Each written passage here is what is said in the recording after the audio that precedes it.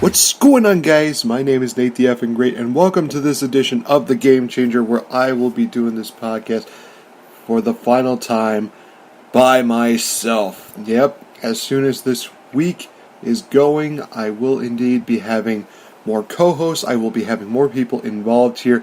It's not going to just be me, myself, and I. It's finally time to get that next chapter going. Alright, so for this episode, I'll be talking about some of the things that went on during the week of wrestling. I already covered All In, as you can definitely check out in my All In review. It was an absolutely wonderful spectacle.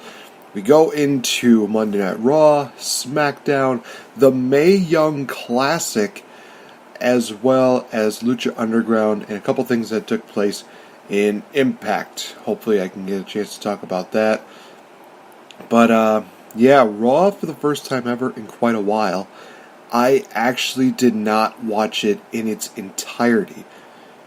It's one of those things where you watched something incredible, like All In, and then you compare it to what is going on with Monday Night Raw, and you just ended up with a lot of disappointment here. You just... let's get one thing straight. So, there are some things that are going on in Raw that I'm kind of excited about. I mean, the Shield being back together, that's always good. Even if it is to try and get Roman Reigns cheered, it's still cool to see Roman Reigns, Dean Ambrose, and Seth Rollins together as a faction. They are definitely one of the best and definitely deserve to be together like that. And I think that it's going to ultimately result in a huge matchup between the three of them. Hopefully down the line, hopefully at WrestleMania. I'm keeping my fingers crossed. I definitely would love for that to happen. That would be absolutely amazing. But right now they are dealing with Braun Strowman, Dolph Ziggler, and Drew McIntyre, who their mission is that, of course, the Shield has been dominating for quite a while, and they just want to be able to fight back. They don't want to be victims. They don't want to just be random guys that are just going to be continually beat up week after week after week. They want to actually have, something going on with them. So it's kind of interesting to see that. They had a pretty good opening segment with the six of them. Ultimately, the Shield got arrested, but then they would come back for the main event.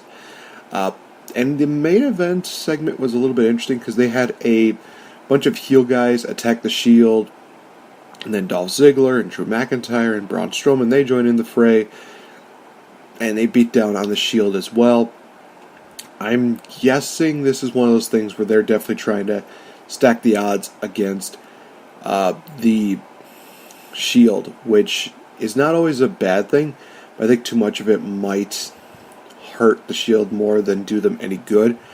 Because there's also a problem that if they do this angle where they have all the heels taking out the Shield, that a lot of these guys who are indeed heels are probably not going to be in a good spot after this is over, because what ends up happening is that, guarantee you, the Shield is going to come back, they're going to beat them down, and they're just going to beat them like nothing, all to send a message to their opponents, being Braun Strowman, Drew McIntyre, and Dolph Ziggler. Speaking of which, Drew McIntyre and Dolph Ziggler were actually in tag team action this past week, and they defeated the B team for the tag team titles. It was great. Honestly, one of the highlights of Monday Night Raw. I think it was after that moment I thought to myself, you know what, there's no way that you can top this, so I'm just going to turn off the TV right now. So I got the chance to watch Drew McIntyre and Dolph Ziggler become tag team champions. That is great. A lot of people have been making the case that there's the issue that there could be a situation where the Shield leaves with all the gold. Meaning, Seth Rollins is the IC champion, Roman Reigns is the Universal champion, Dean Ambrose and Seth Rollins become the Raw Tag Team champions. I don't know if I necessarily see that happening. I think that's just a little bit too predictable for that to happen. I just think that it's one of those things where it's just cool to see, Dolph Ziggler and Drew McIntyre be champions. They should have been champions a while ago, honestly. I think they should have been the ones that dethroned Matt Hardy and Bray Wyatt instead of the B team. But it also came at the price of the Revival. So here's the other thing that could be actually more of a benefit, is that we could get Dolph Ziggler and Drew McIntyre in a really good tag team feud with the Revival instead of the Shield. You kind of have two different, feuds going on there for Dolph Ziggler and Drew McIntyre, which would be nice, because then you're making the tag team titles that much more relevant. Whereas, with the B team, they just defeated tag teams like Left and Right, really no point behind it, but the Revival started to really build up and become something of a threat to the B team. But now that, Ziggler and McIntyre have cost the Revival their shot, they're going to want some revenge. So this could create, again, a great storyline here. It doesn't necessarily have to revolve around the Shield. So I'm looking forward to seeing what happens with them on Raw. Some other minor notes where we saw, I'm trying to think here. Dana Brooke seems like she's done with Titus Worldwide after losing her match with, I want to say it was Sasha and Bayley. I think it was her and Alicia. No, it wasn't her and Alicia Fox. I'm trying to remember who it was. But either way, that's nothing too major. Alexa Bliss took on Natalya, I believe, in a matchup basically hyping up Hell in a Cell. But beforehand, we got to see Alexa Bliss basically do this thing where she's, kind of talking to Elias, and later on we would then realize that it's probably not the best thing to do, because Alexa Bliss is going to be involved in the Mixed Match Challenge going on this Tuesday with Braun Strowman. So there could be a chance that, the Little Monsters could indeed be, the favorites to win this time around. But who knows at this point. I'll get more into the Mixed Match Challenge a little bit later on. So, yeah. Other than that, not really too much happened on Raw. Constable Corbin was definitely still running it. The main event was Finn Balor versus Braun Strowman, I believe, and there was this deal where Braun made a joke about trading Finn Balor to SmackDown maybe, or just trading him in for a refrigerator or something like that. Some weird thing that was going on. Honestly, guys, I really would love to see Baron Corbin take it on Kurt Hawkins, because A, it's different, and it gets Finn Balor out of limbo. B, there's a feud there that actually would make sense between the two of them, because Kurt Hawkins, he thought he was going to win, he was going to have his first victory, and he would be breaking his streak of losing. It just would be one of those things that makes more sense to have, Kurt Hawkins' victory be at the expense of Baron Corbin. It just makes more sense in my opinion. But, again, like I said, we'll have to wait and see. Raw was a bit of a disappointment, and I'll have more of a lengthy review come next week as far as that goes with Raw. So far, it's been a very disappointing build-up going into Hell in a Cell. I just wish that they took care of their stars better, and I wish that they would just, take care of their stories better, because the writing on Raw just sucks. It really sucks. And I'm going to also state this, that I noticed a pattern going throughout the week that a lot of people that went to All In actually got sick about the week after.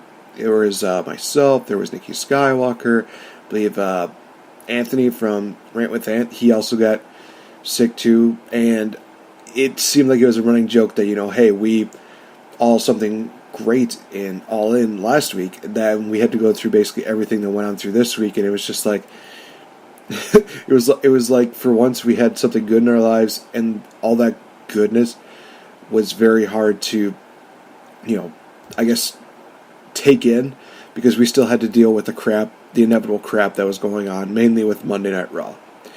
So that it's just one of those funny coincidences, but you know what? I'm very much looking forward to seeing what happens in the week build-up here. I mean, we also, like I said, got the Mixed Match Challenge, and we also got Mae Young Classic continuing on, which I said I'll get into a little bit later on the show. Still got to talk about SmackDown, which was still a pretty damn good show. We had a triple threat matchup to determine who would face off against The Bar. in a number one contendership match for the tag team titles. It was between Sanity, Rusev, and English taking on, as well as, I think it was the Usos, if I'm not mistaken. I have to double check on that because I'm pretty sure. I'm not exactly sure anymore which team it was, but in the end we saw Aiden English and Rusev pick up the victory. Rusev Day takes on The Bar at this upcoming week, and the winners of that match will take on the New Day at Hell in a Cell for the tag team titles. That's going to be really good. No Shinsuke Nakamura this week, which was a bit of a disappointment because a lot of people were hoping that would be a thing. But I think he did a promo deal where he declared a Nakamerica challenge, I think, that he's basically going to come out and he's going to put the U.S. title on the line.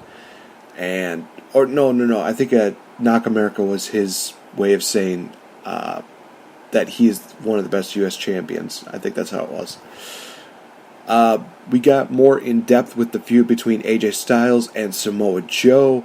Joe came out and basically just continued to taunt AJ, talking about how, he talked to his wife and how he's going to basically make sure that he does good with his promise and make sure that AJ, comes home a broken man and no longer champion, so that way he can be a better father. I'm loving what they're doing with Samoa Joe. It's absolutely wonderful. Absolutely great. AJ Styles seemingly was on a satellite monitor, basically like miles away, but it's reality. He was actually in the arena, and AJ Styles came out, beat down on Samoa Joe. Paige and the officials basically had to break them up, basically saying, save it for Hell in a Cell, save it for Hell in a Cell. Go figure, but I understand. We got more development with The Miz and Daniel Bryan. It all started with Bryan and Brie basically talking about Maurice and Miz and how they're going to kick their asses at Hell in a Cell. Miz and Maurice basically coaxed them into leaving the arena, and then they magically showed up at the arena, and Miz was going to have an open challenge where he's going to take on anybody. Well, actually, Paige forced him into that. By the way, hashtag Paige is the best. Paige is number one. It was a interesting build-up because then we had a deal where R-Truth just goes up to Maurice and confuses her for Carmella, and Miz is on the defensive about Truth even talking to Maurice and confusing her with Carmella. Later we would find out that Carmella and R-Truth would actually be tag team partners for the Mixed Max Challenge. So that just tells you something pretty crazy. And then we had a nice interaction with Carmella and Truth, where Truth is just basically saying, like, I'm putting a truce on our rivalry, basically to tell you that Maurice said that you were, not that good, and that you were just absolutely horrible, and blah, blah, blah. Carmella would then get involved with the main event match, which was The Miz versus R-Truth. Let that sink in for a minute. Miz, one of the A-list superstars of WWE, taking on R-Truth, who has not main evented a show in years. That tells you something. That tells you a lot. And once again, R-Truth at his age is just so athletic and so well gifted. It's really amazing what he can still do at his age. It seemed like Miz was going to pick up the victory, but Daniel Bryan caused a distraction, allowing R-Truth to do a roll-up for the victory. R-Truth beats The Miz in the main event. Life is good. Miz would escape Daniel Bryan's clutches, and then Daniel Bryan and Andrade Cien Almas, they would duke it out. Here's my issue with Andrade Cien Almas getting involved in this rivalry with The Miz and Daniel Bryan. My issue with it is that I think it's going to hurt him more than anything if he consistently loses to Daniel Bryan. It's one of those things where I get it, they're trying to give Andrade like a main event rub kind of feel, The problem is that if he's consistently losing, his stock is just going to plummet, and nobody's going to take him seriously. So what I'm hoping happens this upcoming week is that Andrade beats Daniel Bryan, and it could also continue a feud between him and Bryan going down the road, because then Bryan could be involved with two feuds. He could be like, I want to get my hands on The Miz, but I also realize that I have to take out Andrade. You make Andrade seem like he's a threat, and Andrade's stock is definitely going to go up. And you have him paired up with Daniel Bryan. That's going to make this feud even better. And like I said, it makes Andrade that much more of a bigger star. So that's what I'm hoping is going to happen. We will just have to wait and see if that will be the case. We had not only the Mae Young Classic starting off this past week, you also had Lucha Underground, so let's just, going right into it. So we kicked off the Mae Young Classic with 4 good matches. I have to double check on that. Let's see, 1, 2, 3, 4. Yep, it was 4 really good matches here. Basically, they had their announced teams, which was Renee Young, Beth Phoenix, and, oh my, vintage Michael freaking Cole. I'm sorry, but if they would have just done Renee Young and Beth Phoenix, I would have been more accepting of that. Or if they would have done, Renee Young, Beth Phoenix, and Mauro Ranallo, that would have been even better. That's just my opinion. And I know I'm just one person. What do I know? But getting into the matches here, first off, we had Tegan Nox taking on Zatara in what was a really good matchup to start it off. And there was a lot of build-up for Tegan Nox, who was just really good in this match, like I said. Zatara had some nice fast-paced deals. Tegan Nox had a lot of the technical submission deals. In the end, Tegan Nox would pick up the victory, and she would advance to the next round. We had Rhea Ripley taking on MJ Jenkins. So this was one of the matches that my friend and co-host Max referenced that this is a match I need to watch, because MJ Jenkins is definitely one of those people that is going to need to be under WWE's radar. I agree. She is definitely very fast-paced. She's definitely one of those characters that I look at and I think to myself, she could be a great star. Rhea Ripley, who has always had kind of like a bad attitude, she put on a really good performance here, and a really good performance, so much that in the end we saw Rhea Ripley pick up the victory over MJ Jenkins. She advanced to the second round. Was really good. Really, really good. I absolutely loved it. We had another good matchup in which featured Lacey Lane taking on Vanessa Craven. Now, I said this on Twitter. Vanessa Craven is one of those women who, during her promo package, made it seem like, I might seem like a pretty face, but I'm really just a woman that's going to basically destroy you. So, I literally said that she is so attractive and she is so beautiful, but I know for a fact that she would destroy me. She's literally almost like a rose. She's like a Venus flytrap disguised as a rose. She is that beautiful, but she can also be that deadly. It is just one of those things where I watched her and I thought, you know what, she's really, really good. I enjoy what she did in the ring. Lacey Lane in the end would pick up the victory, though, with I call it the crucifix driver, even though Michael Cole calls it like a crucifix bomb. I thought that was just absolutely amazing. Then we had the final matchup, which, oh gosh, I'm hoping I get the name right. Miko Satomura took on Killer Kelly. This was the most physical matchup of the entire night. Killer Kelly just absolutely doing whatever she could to just destroy Miko. And Miko just, showing a lot of heart and resiliency. The crazy thing is that with Miko, I did not know that she actually competed in WCW. So that just tells you the amount of experience that she had back then. And she even admitted, she's like, I was just a random person there. I had no finisher. I had nothing. So I was beaten easily in WCW. But now I've had more years. I've had more experience. And now I think I'm ready. And I believe that she's 36 and she was moving like a 30-year-old. That's absolutely amazing. She does absolutely a great job. Matchup was really good.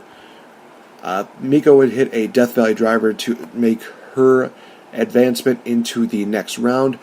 But what really stood out was the post-match deal, because after that match was over, Miko and Kelly, they shared an embrace. Like 3 times they hugged after that, and that was really cool. That shows you the amount of respect and the amount of love that they have for each other and for the wrestling business. That is just one of those things where I watch that and I think to myself, oh my gosh, this is great. This is why I love wrestling. It's great to see the Mae Young Classic back. We still got so many more matches going on here.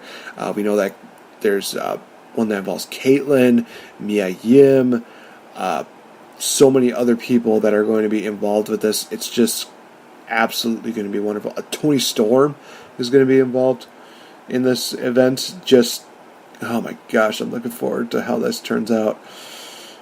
We just do not deserve this. I'm sorry. It's just one of those things where it's like, oh, we don't deserve this. Come on. Mae Young Classic, this is awesome. I love that this is back. Lucha Underground had a really good showing. Joey Wrestling, a.k.a. Joey Mercury, took on Matanza, but it ended up being beaten and sacrificed by the god, Matanza. We also got to see Phoenix make a resurrection deal. This was actually kind of a bizarre... This was a very unique opening in which we see basically Katrina leave Mil Muertes because she's now mortal. She doesn't want to be a part of Mil's life anymore. Then we got a really good fight scene between her and Melissa Santos. It was great. And then we see basically Mil Muertes kill Katrina, which was a bit of a shock to me, but it was also one of those things where it's like, whoa, well, can't really blame him. I mean, she basically dumped him just because she thinks that she's better than him. So, yeah, I feel no sympathy. Then we see Astrostar take the soul of Katrina, which still had remnants of the soul of Phoenix, I guess, and he transferred that soul to Phoenix, which basically it ends up being that he's not 100% back yet. His memory still needs to be jogged. So Phoenix is back in Lucha Underground, which is great. I'm looking forward to this. But we also see this look in his eyes where there's maybe still a little bit of Katrina in him, which does concern me. But again, we'll have to wait and see how things go. The main event of Lucha Underground featured Pentagon Dark defending the Lucha Underground title. It was going to be against Johnny Mundo, but unfortunately he was brutalized by Matanza, and he could not compete on that night. So in the end, we see Phoenix taking on Hernandez in what was actually a pretty good matchup between the two of them. I thought these two put on a pretty good show. Oh my gosh, the Pentagon driver, that pump handle half Nelson deal that he did to Hernandez. I thought he almost killed Hernandez right then and there. That was a brutal spot. But Pentagon would pick up the victory, and then we see King Cuerno come into the ring, and he would beat down on Pentagon, hit the Thrill of the Hunt on Pentagon, and sending a message stating that he wants the Lucha Underground Championship. He wants that title. Boy, oh boy, this is going to be good. It's my boy Pentagon versus Agent Cooper's boy, King Cuerno. You know it's going to happen sooner rather than later. It's going to be awesome. Oh my gosh, I'm excited. I'm really excited. Lucha Underground putting on a really good show. I'm also kind of curious to see where this is going to go down the line, because we have El Dragon Azteca, who is the Gift of the Gods champion, he's not going to cash in until Ultima Lucha 4, from what he says. We have the Trios titles going on, in which we have, geez Louise, oh my gosh, that also reminds me of a match, I think it was Killshot versus Big Stevie something. I forgot who it was. But Killshot pick up the victory, and during this matchup we see Son of Havoc get involved. He's just wandering around the ring. He's got a barrel of popcorn. He's the fans are just chanting, we want popcorn, we want popcorn." It's awesome. I absolutely loved it. We would see Killshot kick the popcorn out of Son of Havoc's hands. Son of Havoc would just beat down on Killshot. We are definitely getting these two in a matchup sooner rather than later. Interested in seeing where this goes. Very interested in seeing where this goes. So as far as Impact goes, looks like they got some interesting stuff going on with LAX and the OMGs, I believe that they're called. Or the OGM, I forgot they're called. There's like all these bosses that basically they're talking with Conan and with Eddie Kingston, basically saying, hey, we don't want you guys fighting all over, especially now that there was a kid that was involved, trying to like calm the situation between them. Rich Swann and Matt Sydal have a very interesting deal going on. Su Yung took on Tessa Blanchard for the Knockouts title, in which Tessa Blanchard won. Tessa was going to get thrown into the casket, but Allie and Kiera Hogan prevented that from happening. And of course, Tessa's just like, "What are you doing? I could have handled it myself," blah, blah, blah, that kind of deal. And then Moose explains his actions against Eddie Edwards last week. It's a very interesting show. It's a very interesting time for Impact Wrestling, and I definitely do need to start watching it more fully. I just know that I watched a bit of the highlights to understand what was going on. So, yeah, this week has been a very unique week in wrestling. This is the build-up week for Hell in a Cell, so that's going to be very interesting to see how that goes. And speaking of Hell in a Cell, before I close the show, that brings me to a challenge that I issued a few weeks ago, in which I did challenge the Kings of the Rings podcast to a prediction battle, building up, and it all starts this Sunday at Hell in a Cell. So I'm going to lay out the challenge once again. Mr. Dusty Dave, I want you in a prediction battle this Sunday at Hell in a Cell. I plan on beating every single King of the Ring member one by one by one, and proving that the superior brand, not the King of the Rings, it is indeed the one and only Game Changer. And you can take that to the bank. This has been Nate the Effing Great. I have been the Game Changer. I'll talk to you guys in the next episode. Bye-bye.